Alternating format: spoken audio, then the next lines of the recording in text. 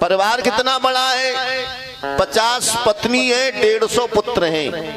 गज महाराज के 50 पत्नी और 150 पुत्र।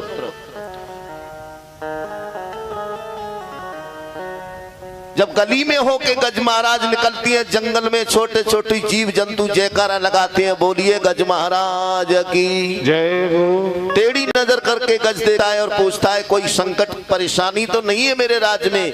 सब कहते हैं आनंद है। भैया हाथियों को जल क्रीड़ा करने का कुछ ज्यादा ही शौक होता है। 150 पुत्र 50 पत्नियों को लेकर के गज महाराज गजेंद्र जी एक सरोवर में स्नान करने गए।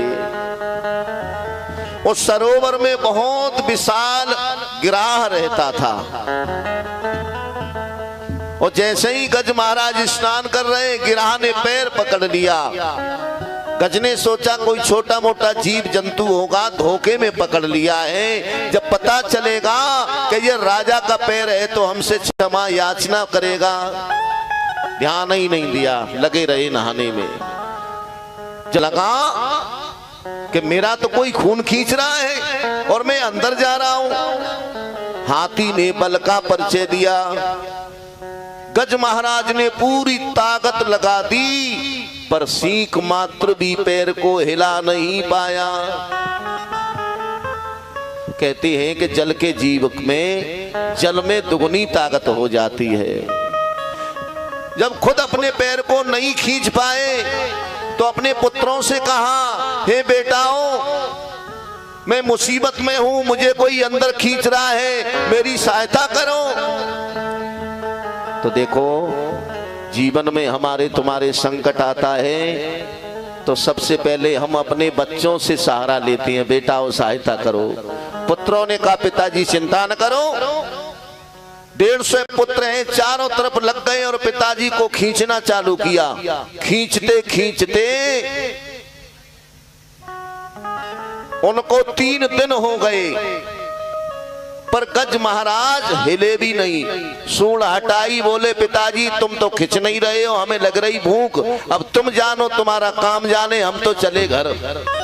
मुसीबत में पिता को छोड़ के चले गए। गज रोने लगे, कहते हैं पत्नियों से, देवियों देखो जिन पुत्रों के लिए हमने कितना कुछ नहीं किया, आज पिताजी पे मेरे पे संकट आया तो मुझे संकट में छोड़ के चले गए। पत्नियां कहती हैं फिर चिंता क्यों करते हो, ये तो दुनिया का नियम है, बुरे वक्त में सबसे पहले पुत्र ही छोड़ते हैं, पर हम तो हैं, हम पत्नियां हैं, जीते जी संग देंगी। अब 50 पत्नियों ने अपने पति को खींचने का बहुत प्रयास किया। जब देखा कि नहीं खींच पाएंगी तो उन्होंने भी सूंड हटाई और बोली तुम जाने तुम्हारा काम जाने, तुम बाहर ही नहीं आ रहे, हमें लग रही भूख, बच्चों की आ रही याद, अब मरो या बचो, और वो भी चल दी। गज रोने लगा, कहने लगा देखो दुनिया वालों सीखो, देखो बुरे वक्त में सारे लोग अपने ही साथ छोड़ते हैं। रोने लगे, कहने लगे देवियों मत जाओ मुझे छोड़ के, ज्यादा देर का मेहमान नहीं हूँ, घंटे आध घंटे में मैं डूब जाऊंगा, मर जाऊंगा, तब चले जाना, जीते जी मुझे अकेला छोड़ के मत जाओ। पत्नी कहती हमें बच्चों की, पोतों की, नातियों की याद आ रही, अब हम तो चली। सूंड हटा के पीठ घुमा के चली। गज रोने लगा, मैं तो सत्य कहूंगा ये दुनिया बुरे वक्त में अपने पहले साथ छोड़ते हैं। गैरों सी आस क्या करे जब अपने छोड़ चले, गैरों सी आस क्या करे जब अपने छोड़ चले, गैरों सी आस क्या करे जब अपने छोड़ चले, ओ गैरों की आस क्या करे जब अपने छोड़ चले, जिनको अपना माना माना, ओ जिनको अपना माना माना, ओ मुकुला मोड़ चले, गैरों सी आस क्या करे जब अपने बदल गए, ओ गैरों की आस क्या करे जब अपने बदल गए। भले हरी तालियों की सेवा करते हैं सभी भक्त, मीठी मीठी तालियां।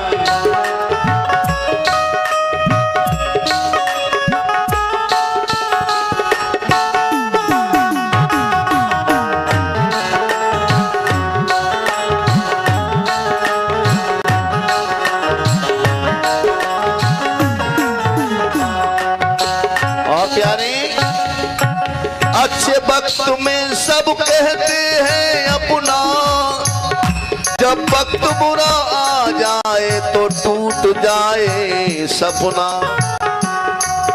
हो बुरे वक्त के आते आते, हो बुरे वक्त के आते आते सब मुखड़ा मोड़ चले। पैरों से आस क्या करे जब अपने छोड़ चले, पैरों की आस क्या करे वो अपने छोड़ चले। पैरों की आस क्या करे जब अपने छोड़ चले। पैरों की आस क्या करे जब अपने छोड़ चले। वो जिनको अपना, किनको, जिन जिनको, और जिनको अपना माना माना, वो जिनको अपना माना माना, मुखड़ा मोड़ चले। गैरों की आस क्या करे छोड़ चले। गैरों की आस क्या करे जब अपने छोड़ चले।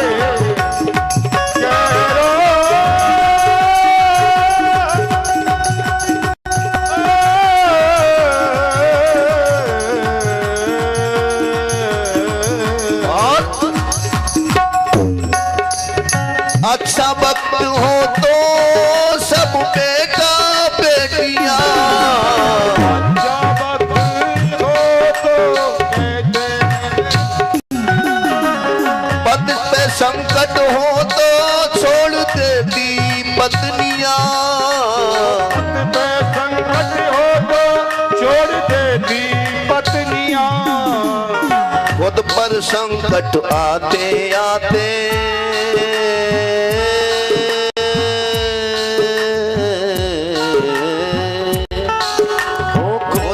संकट आते आते बेटा बदल गए। पैरों की आस क्या करे अपने छोड़ गए। पैरों की आस क्या करे अपने छोड़ गए।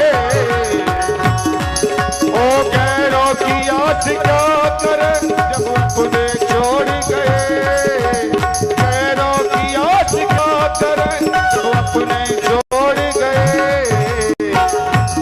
अपना माना माना, वो जिनको अपना माना माना, मुखड़ा मोड़ चले। गैरों की आस क्या करे लाश करी छोड़ गए। गैरों की आस क्या करे। वो दुनिया की आस छोड़ कर मन में राम बसा। दुनिया की आस छोड़ कर मन में राम बसा। अब कोई नहीं सहारा जग में केवल घनश्याम बुला। विजय कृष्ण तेरे नाम का पागल, विजय कृष्ण तेरे नाम का पागल, जीवन सुधर गए। पैरों की आस क्या करे अपने छोड़ गए। पैरों की आस क्या करे। बोलो गोविंद भगवान की, भागवत महापुराण की जय हो। बोलना पड़ेगा। गज रोने लगे दुनिया वालों से, मैंने वैसे ही आस की। अब भगवान शंकर जी कैलाश पे तैयार हैं कि गज हमें बुलाए, पर जब तक नाम नहीं लेगा तो जाएंगे नहीं। अरे नाम नहीं आ रहा है तो बम ही बम बोल दे प्यारे। तो आ जाऊंगा बचाने, नाम नहीं लेगा तो नहीं बचाऊंगा। मैया शेर पे बैठी है शेरों वाली कि शायद मुझे बुलाएगा तो बचाने मुझे जाना पड़े। अरे तो पे कछु ना है, माँ कह दे मैं आ जाऊंगी, बिना नाम के तो मैं भी नहीं आऊंगी। सब नाम के चक्कर में पड़े। भगवान नारायण ने सोचा जिसका कोई नहीं होता उसका मुझे ही, मैं ही तो होता हूँ। गो कह पाया, भगवान समझ गए ये गोविंद कहना चाहता है। सो भगवान ने कहा करुण जल्दी चलो, मेरे भक्त पे संकट है। करुण को घमंड हो गया कि जहां भी जल्दी जाना है तो मेरी पीठ पे मैं ही तो पहुंचाता हूं जल्दी, नहीं तो भगवान कैसे पहुंचेंगे। घमंड हो गया करुण को। बोला नहीं थोड़ा टाइम लगेगा प्रभु, देखो आने जाने में तैयार होने में वक्त तो लगता है, रुकिए, इतना जल्दी क्या है। भगवान समझ गए कि गज को बाद में बचाना है, पहले इनको ही बचाना पड़ेगा।